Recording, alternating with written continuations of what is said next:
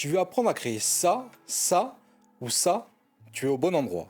Bonjour, bienvenue à tous sur notre nouvelle chaîne The Social Media Guru et notre première vidéo. Aujourd'hui, je vais te donner les bases pour apprendre Midjourney dans sa version web. Si tu es nouveau ici, pense à t'abonner et à activer la cloche pour ne pas manquer nos prochaines vidéos. Midjourney est un superbe outil pour créer et générer des images à partir de texte. Je vais te montrer comment faire. Je vais t'expliquer pas à pas comment l'utiliser et à comprendre les principaux réglages. Et nous voilà connectés maintenant sur l'interface de Midjourney. Alors, page d'accueil, qu'est-ce qu'on va retrouver? Explore, ce sont les meilleurs rendus les plus récents par rapport aux likes, par rapport à ce qu'ont produit les meilleurs utilisateurs. Ensuite, Create, c'est pour créer une image. Edit, pour éditer une image. Personnalise, pour créer votre profil de personnalisation. Organise, pour retrouver toutes les images. Le chat, pour faire des votes. Et ensuite différents paramètres de compte. Alors, bien évidemment, Midjourney n'est pas gratuit, donc il faudra choisir un plan. Alors, vous avez le basic plan, le standard plan, le pro plan, le méga plan. Le plan à 10$, c'est pas mal, ça permet de commencer. Donc, on va se retrouver sur la page d'accueil, donc le paramètre Explore. Donc là, on va retrouver les meilleures images. Donc, admettons qu'on clique sur, je sais pas laquelle, on va cliquer sur celle-ci. Donc évidemment, on va pouvoir retrouver le prompt qui a permis de générer l'image. On va pouvoir le réutiliser. Les paramètres qui ont servi à la réaliser. On va pouvoir copier soit l'URL, soit l'image, ou le prompt. On va pouvoir voter. On va pouvoir rechercher des images similaires. Et on va pouvoir évidemment réutiliser l'image, le style ou bien le prompt. Donc, on peut aller rechercher des images similaires et vous voyez donc qu'il va nous proposer des choses qui ressemblent dans l'esprit à la première image. Alors, ce qui va être très important dès le départ, c'est de se créer un profil personnalisé. Midjourney puisse comprendre ce que vous aimez et ce que vous n'aimez pas. Donc, vous allez créer un profil directement. Donc de là, on va arriver sur des propositions d'images et vous allez devoir voter entre celle de droite et celle de gauche ou alors passer à la suivante. Donc admettons que vous aimez bien celle de gauche, vous cliquez dessus et on retombe sur une nouvelle série d'images. Et sachez que vous allez devoir le faire pour les 200 premières images afin qu'ils puissent établir votre profil. Donc de là, vous allez pouvoir avoir votre profil ou un de vos profils que vous allez pouvoir réutiliser dans le prompt. Sachez que pour la version 7, c'est impératif. Donc maintenant, nous allons commencer par créer une image. Par exemple, on va créer la photo réaliste, princesse, Disney. Ça, c'est notre prompt, c'est ce qu'on va lui demander. Donc là, on va ouvrir les paramètres pour voir un peu ce qu'on nous propose. Donc, au départ, on a le paramètre de la taille de l'image, le format en fait, soit du portrait, soit du carré, soit du paysage. Mais sachez, gardez à l'esprit qu'on peut toujours les modifier. Par exemple, si vous voulez faire de la publication Instagram, vous allez pouvoir taper le format Instagram, donc 4/5, et on aura des images vraiment dédiées à Instagram. Ensuite, on va avoir les paramètres esthétiques. Donc ça, c'est les paramètres de stylisation, c'est les paramètres de création. On va pouvoir gérer tout ça avec le premier paramètre, stylisation, qui va de 0 à 1000, sachant que la valeur de base, elle est à 100. Donc, sachez que plus vous augmentez le curseur, plus vous allez pouvoir ajouter de doses d'artistique dans votre création. Ensuite, le paramètre bizarre ou chaos. Il va de 0 à 3000 et influence la variété initiale de l'image. En effet, des valeurs plus élevées produiront des résultats et des compositions plus inhabituelles et inattendues. Ensuite, on a le paramètre variété. Celui-ci va nous permettre en fait d'avoir 4 résultats soit similaires, si on le pousse vers la gauche, soit de plus en plus différents si on le pousse vers la droite.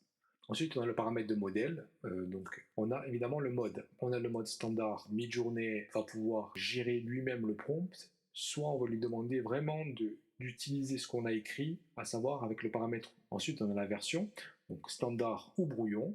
La version de Midjourney qu'on va utiliser, donc la 7, la 6.1, etc. Ici, on utilisera la 7. Et ensuite la vitesse de génération, fast ou turbo. Sachez que plus vous voulez aller vite, plus vous allez consommer de crédit. Donc là on va mettre variété sur 0, on va demander des images plus ou moins identiques, on va pas mettre de bizarreries, on va mettre une stylisation à 100 et on va voir ce qui va nous sortir. Et voilà, donc là on a notre génération, donc on a bien variété à 0, donc ça nous a sorti 4 images qui se ressemblent. On a surtout plus ou moins le même visage à chaque fois, les mêmes couleurs. Donc maintenant, on va réutiliser le prompt, on va changer les paramètres, on va pousser la stylisation au maximum et on va voir le rendu qu'il va nous proposer. Donc on a le rendu qui est terminé. Vous voyez un peu, on a mis beaucoup plus de force dans Stylise et on a des résultats qui sont vraiment différents par rapport à ce qu'on a demandé au départ. Donc maintenant, on va toucher au paramètre variété. On va lui demander vraiment 4 images différentes. Il a fini la génération. On retrouve 4 images vraiment différentes les unes par rapport aux autres. Et à chaque fois, on a des variations bien prononcées. Là, on a une princesse blonde et là, on a une princesse brune. Et maintenant, on va essayer d'utiliser la même chose. On va utiliser le paramètre bizarrerie. Et on va lancer le prompt comme d'habitude. Évidemment, on a les couleurs de peau qui changent. On a des choses vraiment différentes par rapport à ce qu'on a eu avant. Et ça nous a permis de varier les choses. Maintenant, on va récupérer le deuxième, je trouve vraiment pas mal. C'est celui dont on avait mis les paramètres de stylisation à 1000. Donc on récupère bien à 1000. On va redescendre ça. On va lui mettre une variété à 50. Et on va voir ce qui se passe quand on le laisse faire en mode standard. Donc ça y est, la terminale génération. On est moins sur ce qu'on avait demandé. Il a vraiment mis sa touche par rapport au profil qu'on utilise. Alors, bien faire attention aux mains. Je sais, c'est particulier, mais souvent, Midjourney, il a tendance à rajouter des doigts ou moins finaliser les mains. Donc, une fois qu'on a trouvé une image qui nous plaît, bon, on va dire que c'est celle-ci. Qu'est-ce qu'on va faire? Il faut toujours voter en fait pour ce que vous faites. Ça va aider Midjourney à catégoriser ce que vous aimez faire, les images que vous aimez produire et votre style. Comme dans l'Explorer, on va retrouver les mêmes paramètres, sauf qu'en plus, on aura le paramètre pour télécharger l'image. Donc là, une fois qu'on a celle-ci, qu'est-ce qu'on va pouvoir faire? On va pouvoir créer des variations mineures ou majeures par rapport à cette image. Donc, c'est-à-dire qu'il va récupérer l'image et qu'il va créer une nouvelle image, une nouvelle série d'images avec des variations mineures ou des variations importantes. De la même manière, on va pouvoir agrandir l'image, soit en modification, entre guillemets, ou il va l'agrandir en apportant sa touche. Ensuite, remix, ça va nous permettre de retravailler le prompt et de rajouter des choses dedans. Ensuite, on va pouvoir lancer le prompt. Ensuite, on va pouvoir éditer l'image avec l'éditeur. On va pouvoir utiliser l'image comme image de référence. On va pouvoir utiliser le style qu'on a utilisé dans l'image et on va pouvoir réutiliser le prompt. Donc là, qu'est-ce qu'on va faire? On va créer une variation de cette image et on va voir ce qui se passe. La génération est terminée, donc on va voir le rendu de ce qu'il va nous proposer. Donc là, on a des petits problèmes de jambes. Celle-là, elle est un peu mieux, mais on a un petit problème sur la main. Celle-là, vous voyez, je vous parlais des problèmes de doigts. Et voilà, celle-là, je la trouve plutôt bien.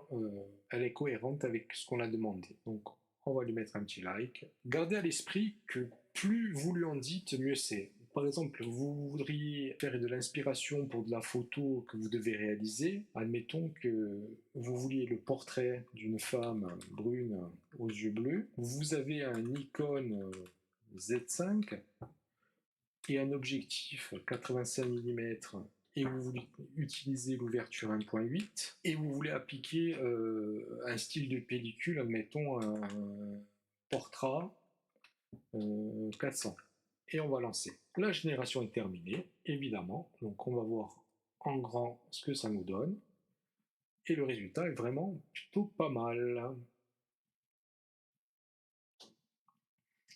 On retrouve bien le rendu du 85 mm en ouverture 1.8. Et voilà, j'espère que ce petit tour vous a permis de comprendre les principaux réglages de Midjourney. Pratiquez, il n'y a que ça de vrai. Et voilà, maintenant que tu as les bases de Midjourney, il ne te reste plus qu'à tester et pratiquer. N'hésite pas à faire un saut sur Explorer pour découvrir les créations des autres utilisateurs et partager les tiennes sur le chat.